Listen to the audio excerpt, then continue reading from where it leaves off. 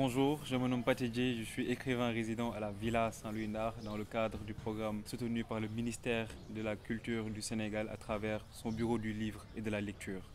L'une des choses que j'ai considérées comme étant une tristesse civilisationnelle, c'est de voir que l'être humain commence de plus en plus à être assujetti à un produit de son propre esprit, à l'élever à un thaumaturge et de l'idolâtrer presque.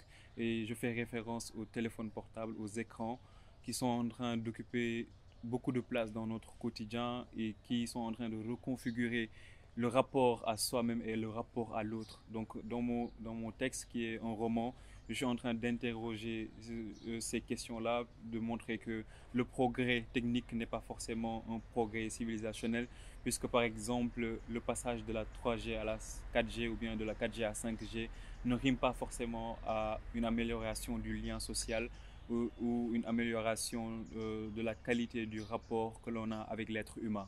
Voilà en quelque sorte ces questions que je cherche à soulever dans un récit fictif. Le temps de résidence a été très déterminant dans la trajectoire de ma création, puisque ça m'a permis de me couper un peu du quotidien, de la course du quotidien, pour me recentrer sur moi-même et être beaucoup plus sur mon projet. Et l'environnement est carrément époustouflant, puisque je suis constamment entouré de la nature, de l'eau, mais aussi surtout de personnes formidables avec qui j'ai pu échanger et grandir à travers la création de ce projet-là. Donc je suis chanceux d'avoir été entouré par des co-résidents formidables, un encadrement magnifique de la villa. Donc tout cela ont été des éléments déterminants dans la création de mon œuvre et j'en suis très reconnaissant. En arrivant ici, j'avais déjà commencé à travailler sur le texte, mais c'était vraiment décousu.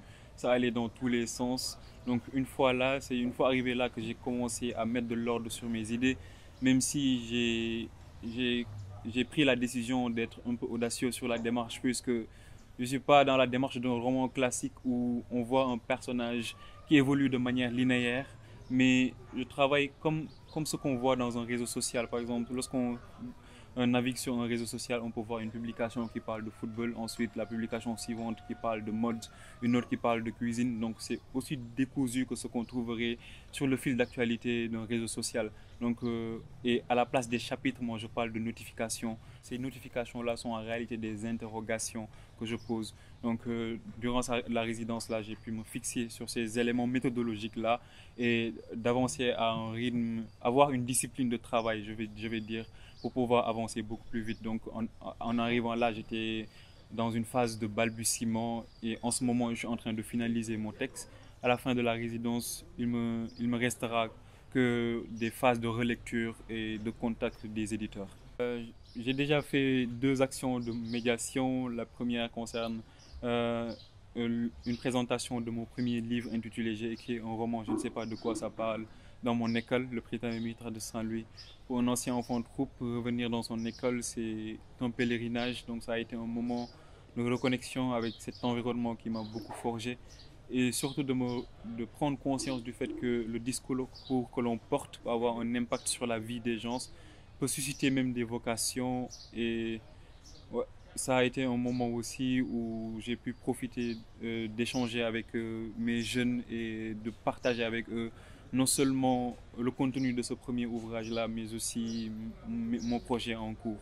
Et la deuxième activité a concerné mon intervention au panel de clôture du forum exclusivement féminin où j'ai eu l'honneur d'intervenir sur une thématique concernant les stratégies efficientes pour une société beaucoup plus égalitaire. Et cela m'a permis de confronter mon regard avec d'autres personnes, mon regard de la société avec d'autres personnes, d'avoir un regard beaucoup plus critique sur le rapport que sur la société que nous sommes en train de construire et de davantage voir le rôle de la femme en termes de participation politique, économique et culturelle pour le développement d'un pays.